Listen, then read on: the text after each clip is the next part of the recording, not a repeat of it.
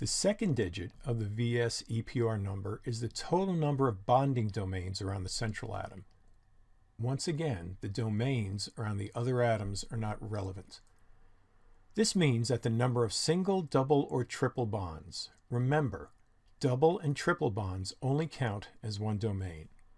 So circle and count the relevant bonding domains at each of the below, and then go to the next slide when you're ready for the answers. We're looking for the number of single, double, or triple bonds around the central atom. And double and triple bonds only count as one domain. So that's going to be our second digit here, 3, right? 1, 2, 3. In this case, for the fluorine and the xenon, it's 1, 2, 3, 4. You can see the 4 there.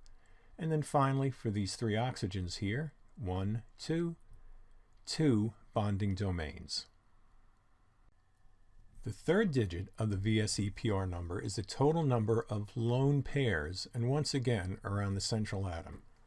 You can check your work. The first digit is always equal to the sum of the second and third. So here's an exercise. Circle and count the relevant lone pair domains at each example below, and the answer will be on the next slide.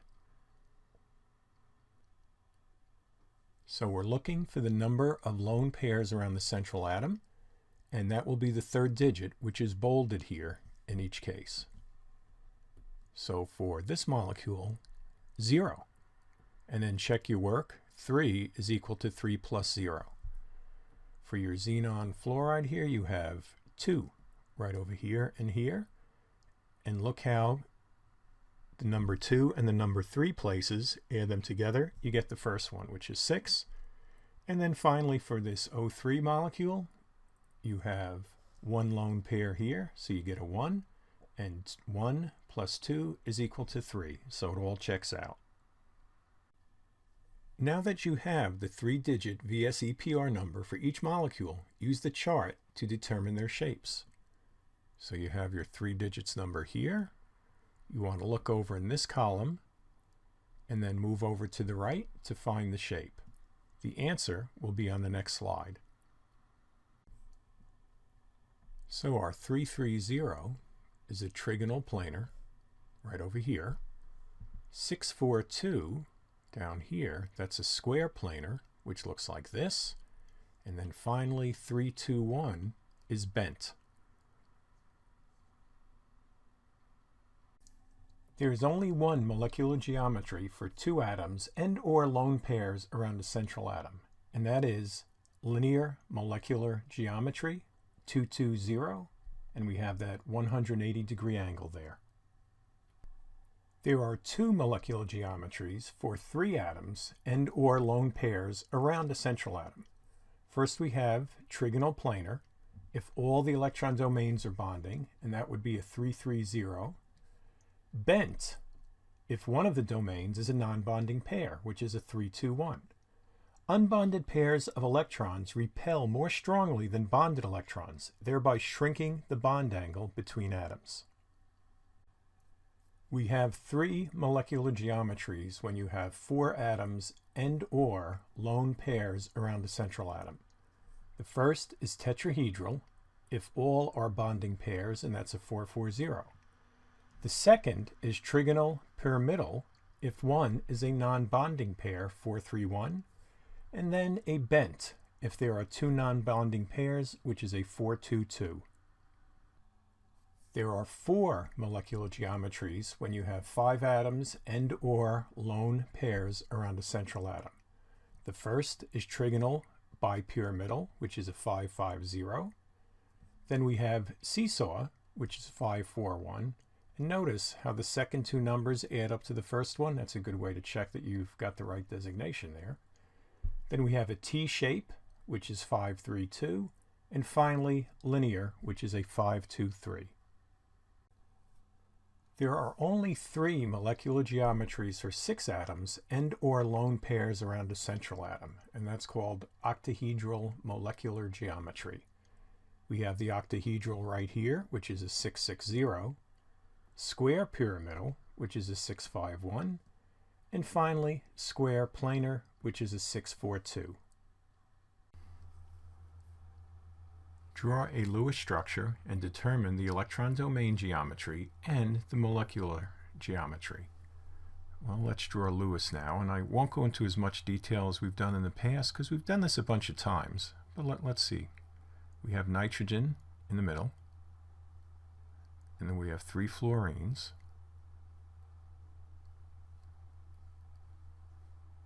The total number of valence electrons, nitrogen has 5, each fluorine has 7, so 3 times 7 is 21, so we need 26 electrons. So let's start with the fluorine. We've drawn the 3 bonds, then we go 1, 2, 3, 4, 5, 6, 1, 2, 3, 4, 5, 6, 1, 2, 3, 4, 5, 6. And let's see if we have enough here. Nope, we're still missing 2 electrons, and we need, coincidentally, 2 more electrons to complete nitrogen, so we put the 2 there. Now if you add all those electrons and the electrons in the bonds, you will get 26. So let's determine its electron domain geometry. Well, we have, let's count them up, we have 1 bond, 2 bond, 3 bond, and 1 lone pair. So that's 4. So 4 gives us a tetrahedral electron domain geometry. Now our molecular geometry, we will have 4. That's our total number of bonds and lone pairs. The next number would be 3. That's the total number of bonds, and I'll just put a little line there, 1, 2, 3. And then we have 1 lone pair. And then we refer back to the chart a couple slides earlier. And what do we have? We have a trigonal pyramidal shape. So let's check this. There we go, 4, 3, 1, tetrahedral electron domain geometry, and we have a trigonal pyramidal molecular geometry. Silicon fluoride. Silicon has 4 valence electrons. Fluorine has 7, and since there are 4 molecules, 4 atoms here, that gives us 28, and we have a total of 32 valence electrons.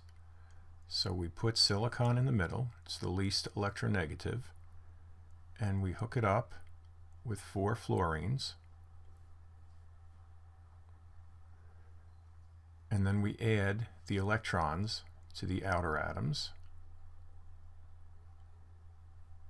1, 2, 3, 4, 5, 6, making complete shells for all the fluorines. Almost done. And then we count them up, and we find out that if we add all the electrons for fluorine and then the 2 electrons for each bond, we get 32. So this is a good Lewis structure. So now let's start categorizing it. What's the total number of bonds and lone pairs on the center atom? There are no lone pairs, but we have 1, 2, 3, 4. So the first number is 4. Then we ask how many bonds. Well, that's 4 again. And then the last number will be how many lone pairs. Well, that would be 0. So we have 4, 4, 0.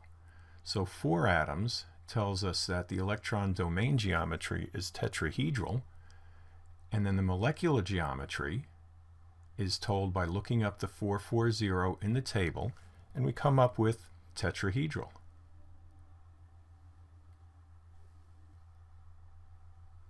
Iodine fluoride. Iodine has 7 valence electrons, as does fluorine, except there's 5 of them, so that's going to be 35, 42 valence electrons. We put iodine in the middle, the least electronegative, and then we put 5 bonds for the 5 fluorines,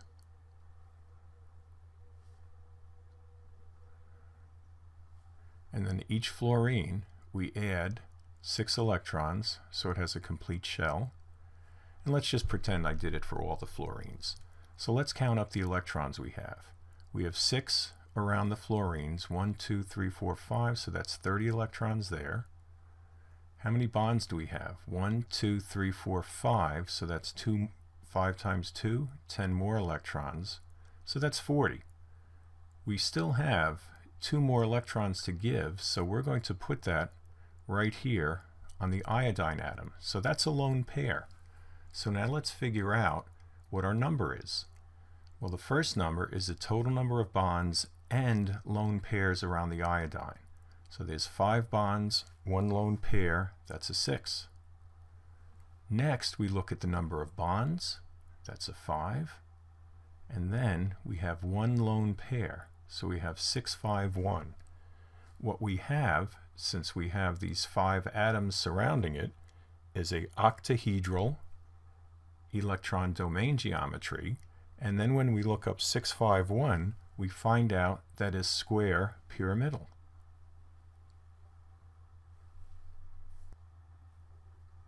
The nitrite ion. Let's figure out the total amount of valence electrons. Nitrogen has 5. 2 oxygens have a total of 12. But since this is an ion, we have an extra electron. So we're going to need 18 valence electrons. So we start by drawing the nitrogen, and then we'll put the 2 oxygens here and hook them up with a bond, and then complete the outer shells of the oxygens.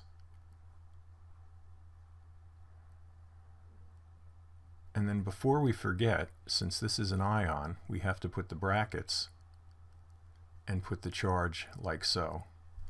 Now let's count up the amount of electrons we've used here. Each oxygen has 6, so that's 12. Let's see, 12, right? And then we have the bonds, 14 and 16, missing 2 electrons. So we're going to put them up here on the nitrogen. We're still not out of the woods, because if you count the total amount of electrons in the nitrogen shell, we have the 2 electrons, 2 bonds. That only gives us 6. We need another 2. So we're going to take this pair from the oxygen, move it over here, and form a double bond. So let me just kind of wipe this out here.